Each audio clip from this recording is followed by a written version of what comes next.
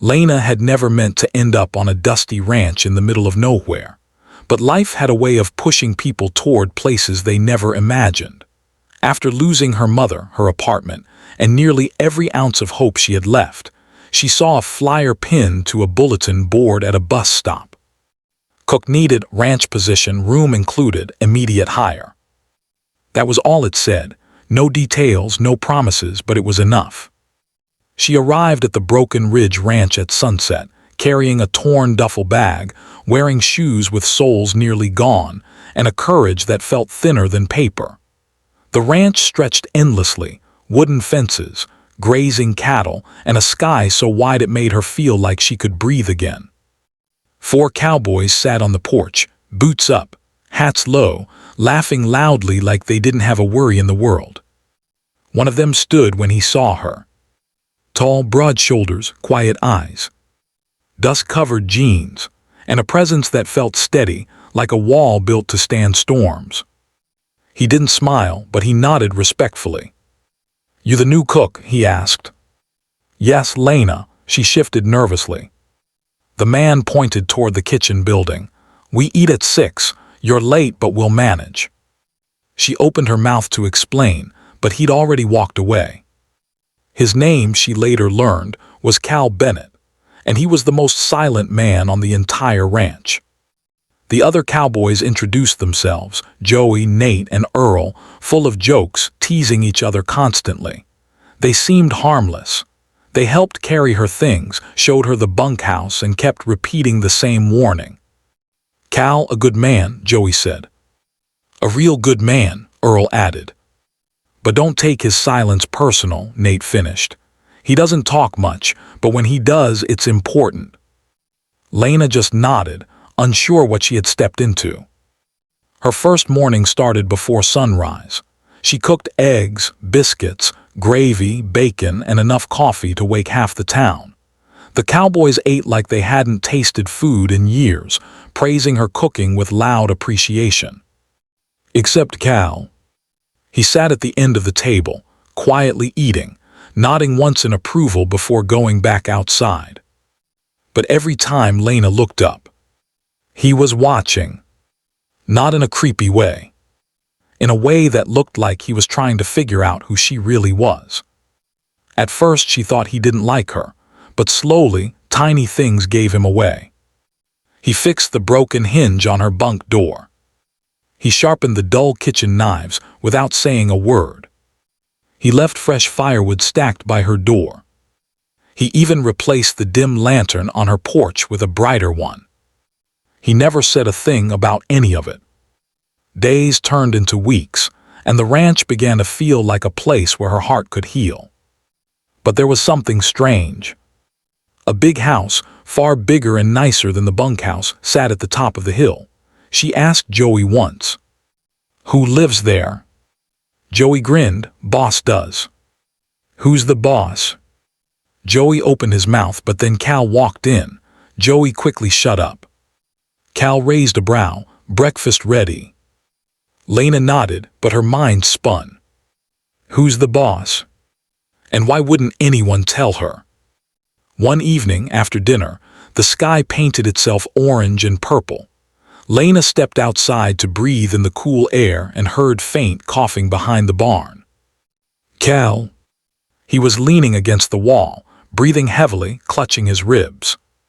Without thinking, she rushed to him. "Sit down," she said firmly. "I'm fine," he muttered. "You're not," she insisted. She helped him sit on a hay bale and lifted his shirt carefully.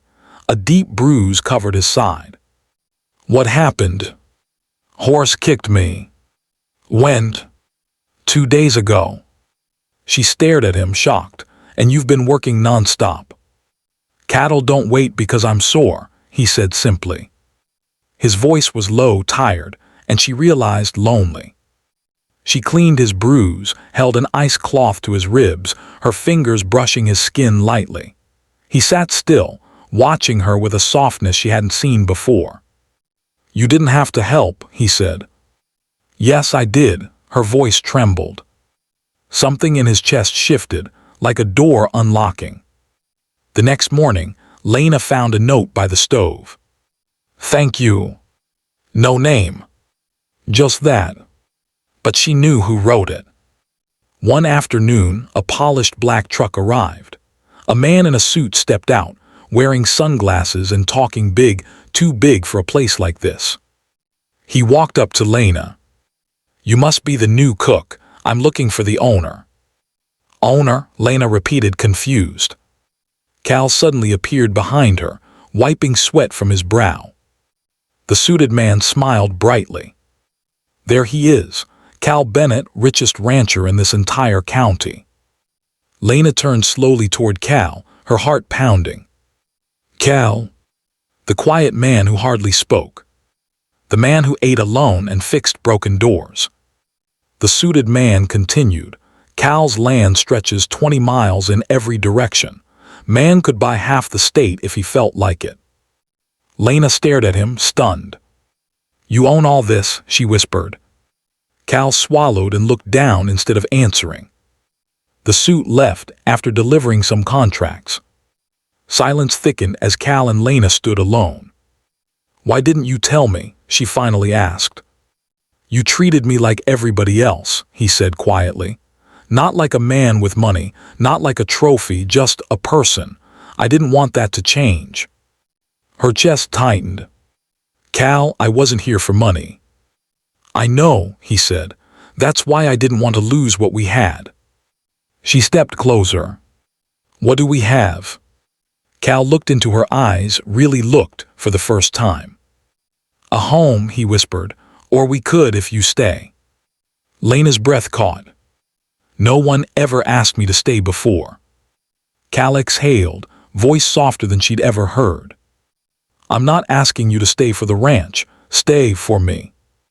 A tear slipped from her eye. "Then say it plainly, Cal."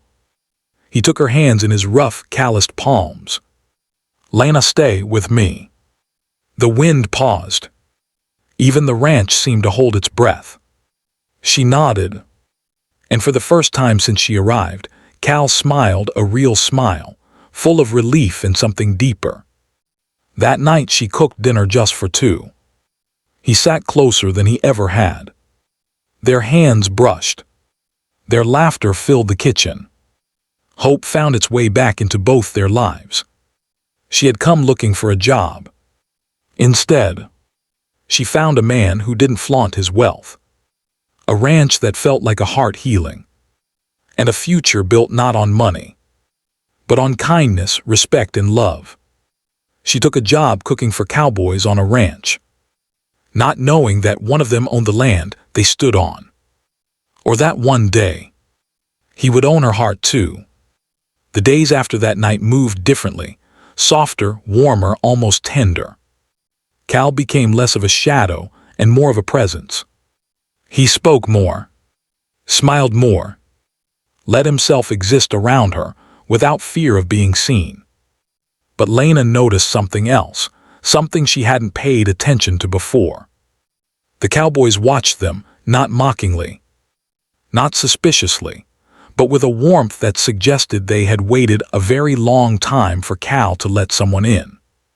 Joey was the first to comment. "So, our boss finally let someone cook for his heart too, huh?" Cal shot him, a glare strong enough to silence a bull. Lena just blushed, hands buried in dishwater. But Joey wasn't finished. "You know Cal was married once," he said casually. Lena froze. The sponge slipped from her hand and dropped into the sink. Cal's jaw tightened. "Joey, enough." Joey raised his hands, just saying she deserves to know.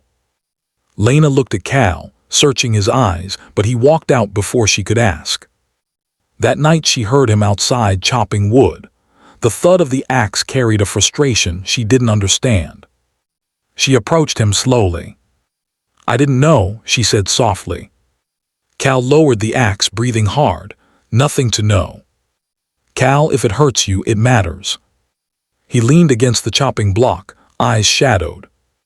"She left," he said simply. "Took off 5 years ago, said she couldn't handle the quiet or me." The words held no anger, just old wounds. She left the ranch, Lena whispered.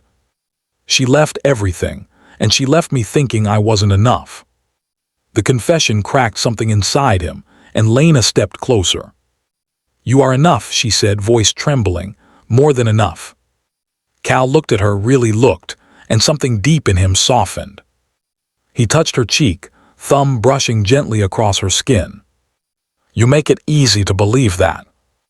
She leaned into his hand, eyes closing for a moment, but before anything more could happen, Earl shouted from the porch. Cal, we GOT company. Cal straightened, all softness gone in an instant.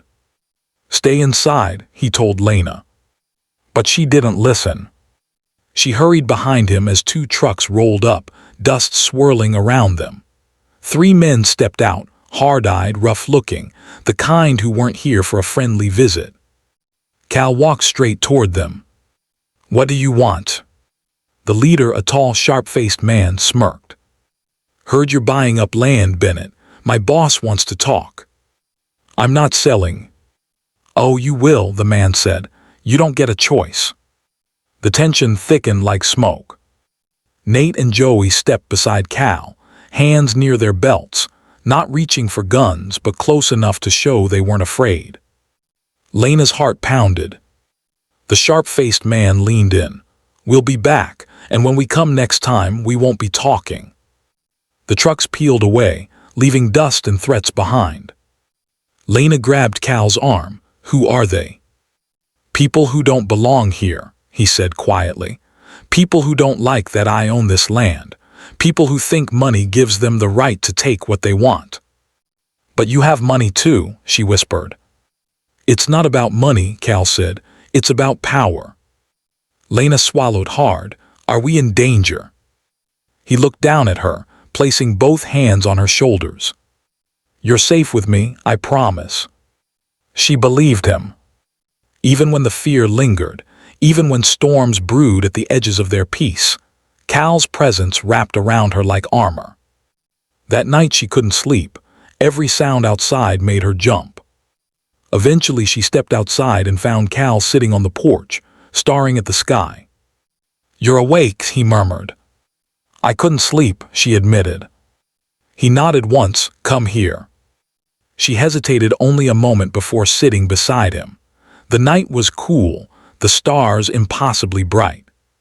Cal looked at her, voice barely above a whisper. I've lived alone for years, Lena. I thought that was just the way it had to be. But then you showed up, and suddenly the silence isn't heavy anymore. Her chest tightened. I didn't do anything. You did, he said. You made this place feel alive again. She opened her mouth to speak, but Cal gently took her hand. My world was just land and work and quiet, he said softly. And then you walked in with your tired eyes and your stubborn strength. And I started wanting things I didn't let myself want for a long time. Lena's breath caught. Like what, Cal? He squeezed her hand. Like a life that doesn't feel so lonely. A tear slipped down her cheek. She leaned her head on his shoulder, and he didn't move, didn't tense, didn't pull away. He just let her stay. And for the first time in years, both of them felt something dangerous. Something hopeful. Something real. But neither of them knew. The men who had come earlier weren't done. And soon, Lena would discover something buried deep in Cal's past, something that could change everything. The ranch wasn't just land. It was a battlefield. And Lena had walked straight into the heart of it.